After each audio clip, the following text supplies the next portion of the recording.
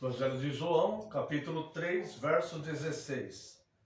Porque Deus amou o mundo de tal maneira que deu o seu Filho unigênito, para que todo o que nele crê não pereça, mas tenha a vida eterna. Veja que Deus deu o seu próprio Filho. A oferta de Deus foi a melhor oferta possível. E também quero convidar os amados irmãos para a leitura, mais uma vez, de Gênesis, capítulo 4. Leremos do verso 1 ao verso 7.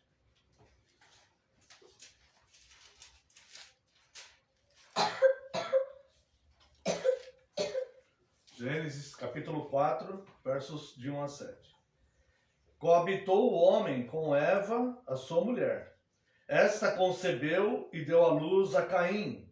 Então disse: adquiri um varão com o auxílio do Senhor. Depois deu à luz a Abel, seu irmão. Abel foi pastor de ovelhas e Caim lavrador. Aconteceu que, no fim de uns tempos, trouxe Caim do fruto da terra uma oferta ao Senhor. Abel, por sua vez, trouxe das primícias do seu rebanho e da gordura deste. Agradou-se o Senhor de Abel e de sua oferta, ao passo que de Caim e de sua oferta não se agradou. Irou-se, pois, o Senhor sobremaneira. Ao passo que Caim de sua oferta não se agradou. Irou-se, pois, sobremaneira Caim, e descaiu-lhe o semblante. Então lhe disse o Senhor: por que andas irado e por que descaiu o teu semblante? Se procederes bem, não é certo que serás aceito? Se todavia procederes mal, eis que o pecado os aporta, o seu desejo será contra ti, mas a ti cumpre dominá-lo. Quero convidar a Santa Amada Igreja a uma breve oração. Pai eterno e santo, nós, nesse momento de culto, te louvando, Deus, estamos ansiosos, Deus, para cada vez mais aprendermos do Senhor. Ó Deus, porque a Tua palavra é verdade, Deus, é fonte de vida, do Senhor procede todo o bem, e nós dependemos de fato do Senhor, dependemos de Ti. Por isso, Deus, neste momento, mais uma vez, lhe pedimos perdão pelas nossas falhas e pecados, e lhe pedimos, Deus, que o Senhor fale conosco nesta manhã. Eu lhe peço que o Senhor me perdoe, Deus, e que tudo que for falado aqui seja dirigido pelo Teu Santo Espírito. Rogo a Ti que envie Teu Santo Espírito para que nos ilumine na compreensão dessa palavra revelada. E também, Deus, para que tudo que sai dos meus lábios seja ministrado e dirigido pelo Teu Santo Espírito. Não permita, Deus, que algo que não venha do Senhor saia dos meus lábios, mas somente o que for ministrado pelo Teu Santo Espírito. Que neste momento, Senhor, eu diminua, eu desapareça e só prevaleça a Tua palavra, porque a Tua palavra é a verdade. Em nome de Jesus, Tua Filha amada, é que nós oramos. Amém, Senhor, e glórias a Ti. Amada Igreja do Senhor Jesus Cristo, vos proclamo Cristo, o Cordeiro de Deus que tira o pecado do mundo. A melhor oferta que alguém poderia dar foi Deus que deu, que foi o seu próprio Filho como um Cordeiro Santo, que tira o pecado do mundo.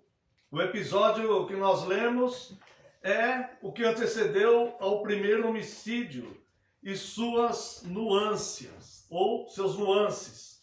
Quero tentar meditar com os irmãos acerca de Abel, Caim e qual a relação deste pequeno texto, mas que originou algo tão importante para a história da humanidade, né? Tão grave, tão triste, que foi o primeiro homicídio. Qual é essa relação com Cristo? Tá? E nós podemos analisar aqui nesse texto algumas coisas que podem nos trazer luz a respeito de Cristo, a cristologia nesse texto. A primeira coisa que nós vemos aqui é no verso 1. Coabitou o homem com Eva, sua mulher. essa concebeu e deu à luz a Caim. Ou seja, Caim é o primogênito do homem caído, enquanto Cristo é o primogênito do Deus Santo. Do Deus Santo. Enquanto Cristo é gerado pelo Espírito Santo de Deus, né, concebido, melhor, pelo Espírito Santo de Deus, gerado no corpo de uma mulher virgem, de Maria, Caim foi concebido pelo homem pecador, ou seja, aquele que caiu, um homem caído em pecado. Então a primeira coisa que nós vemos aqui é que Caim, ele representa aqui o primogênito do homem caído. O homem caído é Adão. O homem que pecou e que trouxe o pecado para o mundo é Adão. E o seu primogênito, ele vai representar uma geração de homens maus. A saber, nós vamos ver mais para frente, não nesse sermão, mas na leitura bíblica, nós vamos ver que há uma diferença de genealogia entre a genealogia de Adão e a genealogia de Caim. Ela é dividida, a genealogia de Adão e de Caim. Tá? Então nós vamos ver que o primeiro primogênito, aliás, o primogênito do primeiro homem, primogênito do homem caído, tira a vida, traz a morte. É o primeiro a derramar sangue inocente. E o primogênito de Deus, ao contrário, ele traz a vida. Ele próprio derrama o sangue inocente para restaurar a imagem de Deus, para restaurar a perfeição das pessoas. Lá em João, capítulo 10, versículo 10, Jesus diz: o ladrão só vem para matar, roubar e destruir. Eu vim para que tenham vida e a tenham em abundância. Ou seja, o primogênito do homem caído traz a morte e o derramar do sangue inocente. O primogênito do Deus Santo traz o sangue inocente para restaurar a imagem de Deus nos filhos de Deus e traz vida e vida em abundância. O mundo, ele caminha desde então com escolhas que os homens, as mulheres devem fazer. O caos gerado pelo primeiro homicídio, o caos gerado pela queda, o caos gerado pelo pecado, pela ilusão de Satanás, que o Senhor Jesus vem dizer que era o pai da mentira, que é o pai da mentira, ou a ordem estabelecida em Cristo, a santificação estabelecida em Cristo, que traz vida e vida em abundância. E uma vida que excede os limites do corpo humano. Irmão, para espanto de muitas pessoas, a ciência já trabalha com a possibilidade da consciência humana não depender do corpo ou da vida do corpo físico.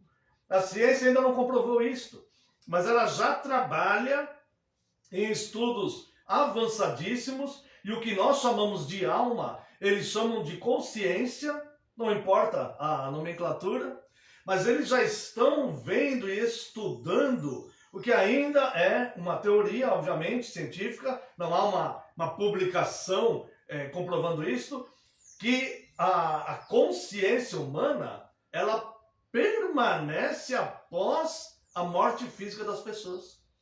E isso, irmãos, a ciência está tão avançada nisso que chega a trazer até um ponto assustador.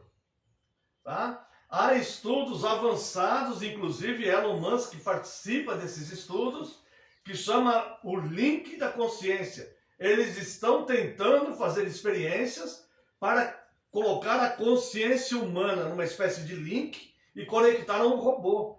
Porque assim, quando a pessoa morre o corpo físico, ela continua vivendo num corpo artificial. Então veja como estão as coisas, se informe sobre isso. Existem estudos avançadíssimos a esse respeito. Chega a ser até assustador, né? Parece coisa de filme, aqueles filmes futuristas, né? De ficção científica, né? mas a ciência já olha e vê que a vida, ela não se resume simplesmente no corpo físico da pessoa, mas a consciência. Se, partindo desse princípio, se nós olharmos, imagine o que estamos semeando para a nossa própria consciência, que continuará existindo no futuro. Uma vez que a consciência estará desligada de um corpo físico, qual será o clamor, o desejo e as aspirações que teremos? Serão totalmente diferentes da matéria como nós conhecemos hoje, da carne, dos recursos materiais e todas outras coisas assim. Então, há algo aqui para nós pensarmos. Então, o primogênito do homem caído tira a vida, traz a morte, derrama um sangue inocente. Deus vem, envia como uma oferta seu próprio filho, que derrama um sangue inocente para restaurar o homem e trazer vida, ou seja, trazer vida em abundância. Ou seja, o próprio Caim recebeu a vida de Deus, que Deus é o manancial da vida. Veja aqui, verso 1. Coabitou o homem com Eva, sua mulher, esta concebeu e deu à luz a Caim. Então disse, adquiriu um varão com o auxílio do Senhor. Ou seja, não foi só eu e o meu marido que concebemos e geramos um filho. Eva reconhecia que aquilo era com o auxílio do Senhor, que é o manancial de vida. Então Caim, o primogênito do homem caído, recebeu vida de Deus, que é o manancial da vida. Mas ele não recebe a vida abundante em Cristo, que o primogênito do santo veio trazer para todos aqueles que se submetem a ele. O ladrão só vem para matar, roubar e destruir. Eu vim para que tenham vida e a tenham em abundância. Então a primeira coisa que nós vemos aqui é a diferença entre os primogênitos. A segunda coisa que nós vemos aqui é que a lei e o quarto mandamento, eles fazem parte desde os primórdios da história. Veja só, verso 3. Aconteceu que, no fim de uns tempos, trouxe Caim do fruto da terra uma oferta ao Senhor. Tá? Vamos para não pular o versículo 2, tá? Então vamos lá, verso 1. Coabitou o homem com Eva, sua mulher, ela concebeu e deu à luz a Caim. Então disse, adquiriu um varão com auxílio do Senhor. Depois deu à luz a Abel, seu irmão. Depois deu à luz a seu irmão Abel. Foi pastor de ovelhas e Caim lavrador. Aconteceu que no fim de uns tempos, trouxe Caim do fruto da terra uma oferta ao Senhor. Este fim dos tempos, eles representam... Aconteceu que no fim de uns tempos... Quais tempos são esses? No fim de uns tempos, ou seja, passado um tempo, uma interrupção aqui. Um fim de um tempo, tá? Uma interrupção. No fim de um tempo, eles pararam, interromperam e trouxeram suas ofertas para Deus. No fim de uns tempos, tá? Então, esse é o preceito, né? A lei e o sábado existem desde o começo. O descanso, o cessamento, a interrupção para lembrar-se do seu Criador. Então, eles interromperam no fim de uns tempos determinados, que nós não sabemos, a Bíblia não explica quanto tempo é isso, tá? Mas nós vemos que o próprio Deus fez isso na criação, né? Capítulo 2, versos de 1 a 3.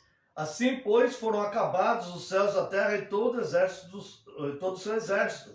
E havendo Deus terminado no dia 7º a sua obra que fizera, descansou nesse dia.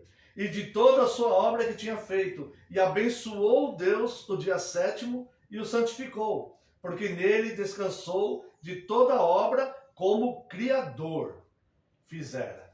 Então, veja, Deus como Criador, tá? ele estabelece um padrão. Eu trabalhei 6 dias, no 7º dia eu interrompi e descansei. E viu Deus tudo que era bom. E o homem aqui, logo depois da queda, o primeiro filho que nasce, né? E depois nasce o segundo, né? Aconteceu que no fim de uns tempos trouxe Caim do fruto da terra a sua oferta. Ou seja, o descanso, o cessamento, a interrupção para lembrar do Criador. O sacrifício, ele vem então desde o pecado. E desde o pecado começa a vir então as ofertas em forma de sacrifício. Ou seja, o que poderiam ser ofertas totalmente leves, vamos dizer assim, passou a ser ofertas em forma de sacrifício. Por quê? A queda de Adão forçosamente trouxe o sacrifício para o mundo. Veja aqui, capítulo 3, verso 21. Fez o Senhor Deus vestimenta de peles para Adão e sua mulher e os vestiu. Para fazer isso, Deus derramou o sangue de um animal. Então aqui já começa o sacrifício. E capítulo 7, verso 2. Aqui mesmo de Gênesis. Capítulo 7, verso 2. De todo animal limpo levarás contigo 7 pares, o macho e sua fêmea, mas dos animais imundos, um par, o macho e sua fêmea. Aqui Deus está dando essa ordem para Noé, quando ele está formando a nova sociedade. Ou seja, você vai levar dos 2 animais para preservar a vida, dos 2 tipos de animais, limpos e impuros. Mas os sacrifícios para mim deverão ser animais limpos. Quando nós vemos lá que Deus levanta o sacerdócio levítico, né? Principalmente Levítico 11, ele vai fazer a separação ali dos animais puros e impuros, e depois quando ele decreta as suas ofertas, são os animais limpos que deveriam ser oferecidos. O que isso tudo tem a ver? Tem a ver que isso aqui se refere a ofertas. Ou seja, desde a queda, o homem se torna tão imperfeito que ele tem que selecionar, ele tem que vigiar, ele tem que ser diligente consigo mesmo para o que ele vai ofertar a Deus. E por que isso? Porque Deus é santo e grande, e Deus, para resgatar o homem que caiu, ofereceu nada mais, nada menos do que o melhor possível, que é o próprio Cristo. Então nós vemos que existe aqui uma questão ética na vida do cristão, de entender que o próprio Deus, que deve ser servido, fez uma oferta para nos resgatar e ofereceu o seu próprio filho como cordeiro santo que tira o pecado do mundo. Por uma questão moral, por uma questão ética, aquele que aspira a servir a Deus deve zelar para ofertar o melhor para Deus. Ou seja, eu devo oferecer com toda alegria a interrupção da minha semana para estar nos cultos cultuando meu Deus. Eu tenho que fazer isso. De boa fé, com qualidade, com alegria. Porque Deus ofertou para mim o sangue inocente, o Cordeiro de Deus que tira o pecado do mundo. A oferta de Deus, ela é incomparável. Ela é preciosa. Eu preciso ofertar do meu tempo para Deus. Eu preciso ter zelo e diligência para fazer o meu melhor nesta caminhada com Deus. Eu não posso ser um cristão displicente. E esse texto, ele vai nos mostrar aqui. Veja só, nada demonstra mais o caráter do que a oferta do ofertante. Nós vamos ver aqui o caráter de Abel ofertando o melhor para Deus, o melhor que ele tinha. O caráter de Caim fazendo uma oferta displicente a Deus, totalmente displicente, tá? E o caráter do próprio Deus ofertando o seu próprio filho para resgatar a humanidade. Então, nada demonstra mais o caráter do que a oferta. Veja que o apóstolo Paulo, ele diz na segunda carta aos Coríntios, capítulo 8, convido os amados irmãos que puderem abrir ali. Eu ia ler apenas o verso 8, mas eu vou ler do 1 ao 8 para contextualizar. Segundo aos Coríntios, capítulo 8. Também, irmãos, vos fazemos conhecer a graça de Deus concedida às igrejas da Macedônia.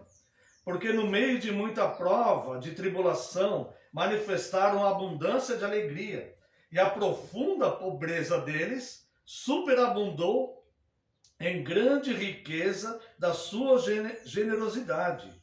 Porque eles, testemunho eu, na medida de suas posses, e mesmo acima delas, se mostraram voluntários, pedindo-nos com muitos rogos a graça de participarem da assistência aos santos.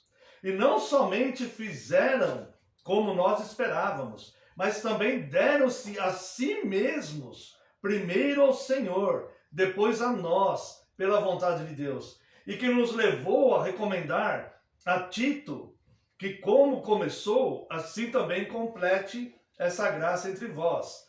Como, porém, em tudo manifestais superabundância, tanto na fé e na palavra como no saber, em todo cuidado e em nosso amor para convosco, assim também abundeis nesta graça. Agora, olha só o que ele diz aqui. Não vos falo na forma de mandamento, mas para provar pela diligência de outros a sinceridade do vosso amor.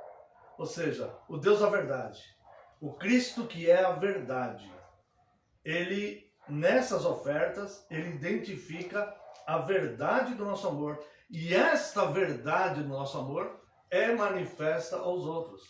Agora, olha só, Paulo ele está falando dos cristãos da Macedônia. Eram pobres e ofertaram mais do que eles podiam, além das suas posses. Tá? Por que eles fizeram isso? Por amor. E ainda diz aqui que eles rogavam a Paulo. Paulo deve ter falado, não precisa tanto, né? Eles rogaram a Paulo que deixassem eles ser participantes do sofrimento, da assistência dos santos. Eles queriam cooperar com os cristãos de Jerusalém, mesmo eles tendo suas dificuldades. Tá? E Paulo diz aqui, eles primeiro se entregaram ao Senhor. Depois fizeram isso. Tá? Olha só, essa importância dos irmãos da Macedônia, ela é tão grande, porque foi através do apoio dos irmãos da Macedônia que Paulo conseguiu finalmente dedicar-se totalmente ao seu apostolado. Porque antes disso, ele trabalhava fazendo tendas com as próprias mãos para ajudar no seu sustento. Após a igreja da Macedônia manter o seu ministério, é que ele conseguiu então poder parar de trabalhar com as tendas e desenvolver o seu ministério por completo. E foi um excelente ministério, né? Então veja a importância daqueles irmãos, que para nós são anônimos, nós não sabemos quem eram. Mas para Deus, né? Deus viu ali sinceridade do coração deles. A oferta deles se assemelhava à oferta de Abel, não a oferta de Caim. Ofertas de amor, de coração, de consciência, sabendo que existe algo muito mais profundo além da cruz. Existe uma graça muito maior além dos céus. Existe uma vida muito mais abundante além dessa vida de pecados que temos neste mundo, nessa carne. E eles então ofereceram de fato o melhor. Ofereceram a si mesmos primeiro. Senhor, eu pertenço ao Senhor e o que eu estou fazendo que sirva, né, de alguma forma para cooperar com a pregação do Evangelho na minha geração. Que seja de algum jeito, mas que de alguma coisa eu faça. Então, nada demonstra mais o caráter do adorador do que a oferta que ele dá. Veja o verso 8. Paulo fala, não vos falo em forma de mandamento. Não é obrigatório. Não é algo obrigatório, como a lei obrigou no sacerdócio levítico. Né? Não vos falo na forma de mandamento, mas para provar pela diligência de outros a sinceridade do vosso amor. A carta aos Hebreus fala que a igreja, Cristo recebe dízimos. Não mais obrigado como a lei, mas recebe dízimos. E as ofertas, elas superam ainda essa questão do dízimo. Mas uma oferta que não é dada de coração e não é dada com amor, uma oferta que seja displicente, às vezes é melhor nem ofertar. Né? Mas uma oferta com amor, nem que for 10 centavos, nem que for uma rosa para embelezar o culto, nem que for um copo de água, né? Para alguém que vem em nome do Senhor. Tudo isso ser feito com amor, com carinho, com entrega ao Senhor. É para o Senhor isso, né? É para o Senhor. Então, essa passagem aqui que nós estamos analisando, né? De Abel e Caim e Cristo, tem a ver com amor. O amor de Deus ao ofertar Cristo. O amor de Cristo a vir nos resgatar. O amor que Abel tinha em reconhecer o seu Criador. E tem a ver também com a displicência de Caim. Que Caim não soube sequer trabalhar em si mesmo o defeito. Que ele poderia falar, não, preciso mudar. Não fui aceito dessa forma. Preciso de uma regeneração. Quando Deus fala, se procederes bem, é certo que serás aceito. Né? Então ele deveria pensar, eu preciso de uma regeneração. Eu preciso não ser mais displicente como eu fui aqui. Tá? Isso não tem a ver propriamente, irmãos, com dinheiro, com coisa, mas com intenção, com coração. Tá? Então, a relação com Cristo tem a ver com a nossa oferta de vida. Veja os versos 3 e 4. Aconteceu que no fim de uns tempos, trouxe Caim do fruto da terra uma oferta ao Senhor. Então ele pegou do fruto da terra uma oferta. Abel, por sua vez, trouxe das primícias do seu rebanho e da gordura deste. Ou seja, ele pegou o que tinha de melhor entre os seus animais. Entre os animais que ele fazia, né? Aquele que tinha a gordura mais agradável para oferecer, algo que tinha de melhor ali. Ele pegou e ofereceu para Deus. Tá? Eles comiam essas coisas. Né? Então, ele não levou o que tinha de melhor para a mesa dele. Ele pegou e levou o que tinha de melhor para Deus. Tá? Ele fez isso. E aqui, ó, essa relação com Cristo tem a ver com a nossa oferta de vida. Ofertamos o melhor ou ofertamos displicência? Ofertamos nós mesmos a Deus através de uma oferta simples que seja. Seja de amor, de uma oferta no sentido de dar um abraço em alguém. Dar um abraço em alguém que está desmoronando na vida. Chegar e dar um abraço, procurar fazer o bem a alguém. Mas por amor a Cristo, por amor. Certo? Ou damos uma oferta de desprezo. Ah, não vou no culto não, quando der eu vou no culto, quando der eu vou no estudo, quando... Tipo, desprezando Deus, né? Então, Deus, ele vai olhar todo esse contexto de coisas e o apóstolo Paulo fala, não em forma de mandamento, mas para que vejam a diligência do vosso amor, né? Como você ama a Deus. Por que essa pessoa ama tanto a Deus assim?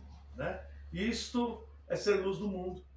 Tá? A oferta de Caim gera inveja, ódio, morte. A de Abel gera justiça, reconhecimento e o caráter de Cristo. Tá? Não foram duas ofertas simplesmente que dois homens fizeram lá nos primórdios da humanidade. E que não tem importância nenhuma, apenas tem um registro literário. Não. Ela está registrada nas Escrituras. As Escrituras é a revelação de Deus para o homem. As Escrituras são proféticas. Elas são o Verbo, o próprio Cristo, a palavra viva e eficaz. Elas são a nossa regra de fé e de conduta. Não existe isso que as pessoas falam, mas isso era contextual daquela época, isso não existe. Todas as doutrinas, todas as passagens bíblicas, elas têm um conceito de Deus e elas nos ensinam coisas. Tá? Então nós vemos aqui, tá? A oferta de Caim, de fato, gera inveja, ódio, morte. A de Abel gera justiça, reconhecimento e o caráter de Cristo. Tá? Caim, ele recebeu uma marca. Né? Veja aqui, verso 12, verso 11. Deus falando para Caim após o homicídio. Antes do homicídio, Deus fala, se você proceder bem, não é certo que você será aceito? Depois do homicídio, Deus fala, agora, pois, és maldito por sobre a terra. Antes do pecado, Deus manifesta amor, graça e misericórdia. E fala, Caim, por que caiu o teu semblante? Por que você está fazendo isso? Se procederes bem, não é certo que serás aceito? Mas se procederes mal, saiba que o pecado jaz à porta, cumpre a ti dominá-lo. Faça isso. Se procederes bem, serás aceito.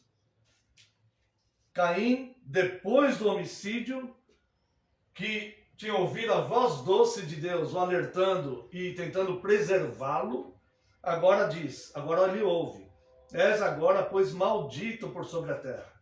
E olha só, que terra, cuja boca se abriu para receber de tuas mãos o sangue do teu irmão. Olha o que você fez. Você contaminou o mundo, você contaminou o solo, você contaminou a terra. E agora Deus é juiz sobre ele. Deus era misericordioso sobre ele, mesmo pecador, mesmo primogênito do homem caído. Deus fala, se você proceder bem, é certo que serás aceito. Agora diz, você é maldito sobre a terra cuja boca se abriu para receber das tuas mãos sangue inocente do teu irmão. Olha a loucura que você fez, mesmo advertido. Não há mais espaço para misericórdia, agora é espaço para juízo. E é assim que será no final. No final, não há mais misericórdia, mas juízo. Venha para a direita ou venha para a esquerda. Quando lavrares o solo, olha só, isso daqui, Caim teve que conviver com isto durante a sua vida física. Quando lavrares o solo, não te dará ele a sua força. Serás fugitivo e errante pela terra. Ou seja, você não vai ser um agricultor, já que ele lavrava a terra, você não vai ser um lavrador próspero. Não que pessoas prósperas é sinal de bênção de Deus, às vezes é um pecado. Aqui no caso do Caim, ele está dizendo, você não vai ser próspero, sabe por quê? Porque você está representando a oferta do bem e do mal, a geração do bem e do mal, que vão te seguir pelos séculos. E reflete aqui o que vai acontecer após a morte física de todo mundo. E é por isso que no seu caso não haverá prosperidade, e você será fugitivo e errante pela terra. Então disse Caim ao Senhor, é tamanho o meu castigo que já não posso suportá-lo. Eis que hoje me lanças da face da terra e da tua presença. Hei de esconder-me. Ou seja, eu não posso mais suportar o Senhor, da tua presença agora, eu hei de me esconder. Alguém disse certa vez, né? Tem até essa frase aí correndo aí nas redes sociais aí já há algum tempo, né? Que alguém disse que o cristianismo é um conto de fadas para quem tem medo do escuro, né? E um teólogo respondeu, e o ateísmo é um conto de fadas para quem tem medo da luz. E aqui Caim, ele diz então que ele não pode mais suportar a presença de Deus, porque agora ele tem medo da luz. Agora ele tem que se esconder. Ele tem que se esconder das pessoas. Ou seja, eis que hoje me lanças da face da terra, e da tua presença hei de esconder-me. Serei fugitivo e errante pela terra. Quem comigo se encontrar me matará. E o Senhor diz, olha como a vida, tanto a vida física aqui, depende de Deus, e a vida futura também, né? Mas a vida física aqui, ó. O Senhor, porém, lhe disse, assim qualquer que matar a Caim será vingado 7 vezes. E pôs o Senhor um sinal em Caim, para que não o ferisse de morte, quem quer que o encontrasse. Então, Deus colocou um sinal nele, para que as pessoas não o matassem. Retirou-se Caim da presença do Senhor e habitou na terra de Nod, ao oriente do Éden. Ou seja, futuramente, nós vamos ver lá, né, que o anticristo impetrará, né, uma marca naqueles que não pertencem a Deus, naqueles que não entrarão no reino de Deus. Então Caim, ele entra para a história assim, como aquele que foi marcado. Abel também entra para a história, e eu quero convidar os irmãos aqui em Hebreus capítulo 11, apenas um versículo, o versículo 4. Hebreus capítulo 11, verso 4.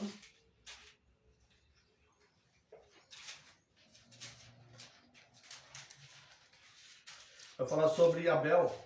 Pela fé, Abel ofereceu a Deus mais excelente sacrifício do que Caim, pelo qual obteve testemunho de ser justo, tendo a aprovação de Deus quanto às suas ofertas. Por meio dela, também, mesmo depois de morto, ainda fala.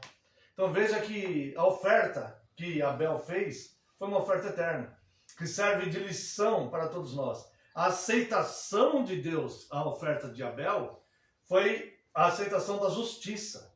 Deus aceitou a justiça e enfatizou a justiça. E Deus rejeitou totalmente o mal. Não